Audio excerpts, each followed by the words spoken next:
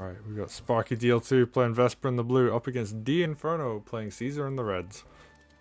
And this is Moonlight Meadow, so we're gonna see, who can get past the front stalemate, I guess you could call it. This map does tend to lead to a huge vertical front in a lot of cases, but that front does get broken, and commanders do have the opportunity to use groove to, do a lot of work with that. And oh, we're gonna see. Is this a really aggressive play on trying to knock down the fortified? I haven't seen anything like that before. They are going to go for it. Sparky doing something incredibly unique, actually. I've never seen someone go for that. Never seen someone just skip a village capture that early just to try and deal with this fortified. And they're actually going to be able to keep harassing? Oh, wow. I for sure thought that sword was going to go down. And yeah, just not having access to that fortified. Oh, sword's just gonna walk away and live. Yeah, this sword is too weak now. Even with a crit, it won't kill. And Sparky with a really interesting opening, actually. I really like this.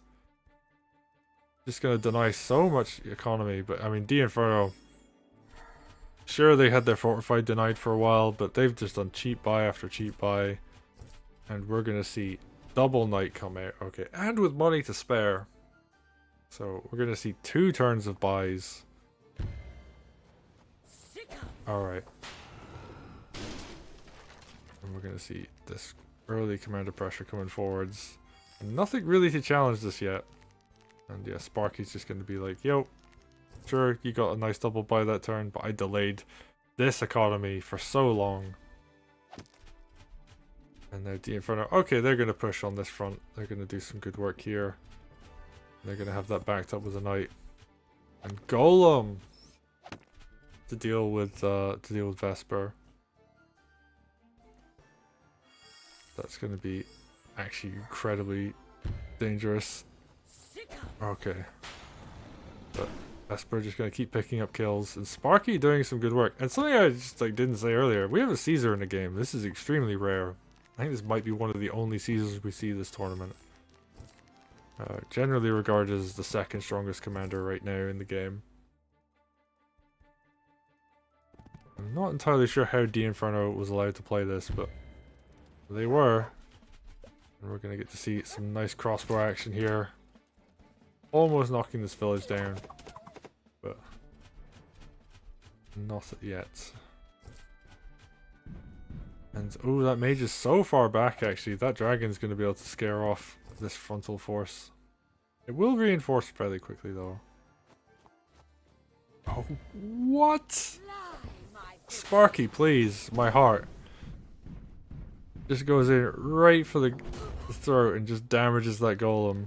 And yeah, sword crit follow up, that's going to do some nice damage. And I guess Vesper's only open on 2 sides, so this is going to work out. Ooh, nice pickup kill on that sword. Gonna see another sword go down. Dragon follow up. Sparky, please, you're doing such a good job. And yeah, there's nothing that can go on that mountain tile. So yeah, Vesper's only open on 2 sides.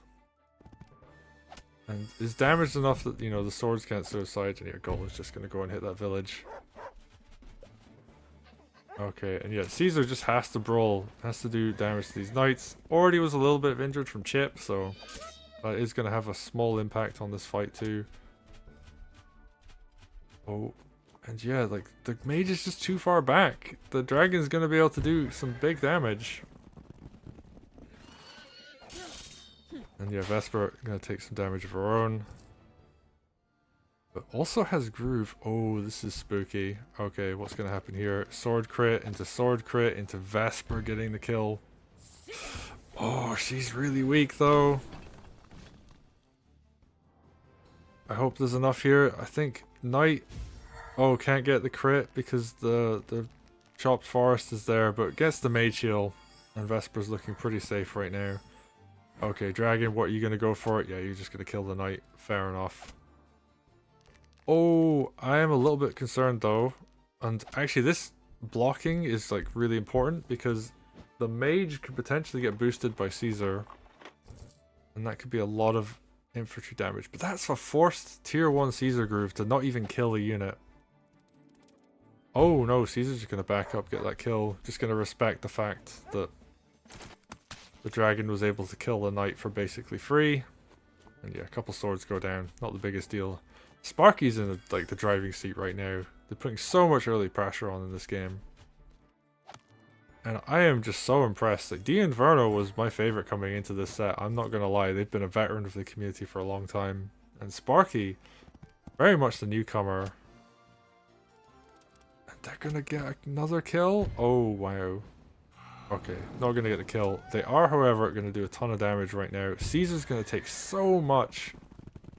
Is that a knight crit follow-up? It is. Oh, that's so much damage. Caesar's so weak. And yeah, there's just so much army here. Like, Dinferno's just taking so much damage. Oh, Vesper's being a little bit risky at this point. I would have honestly liked to have almost seen just Groove or even just running away. Both of those would have been good options, but no, for the moment, not going to see anything like that. Wagon goes back, but it's not picking anything up.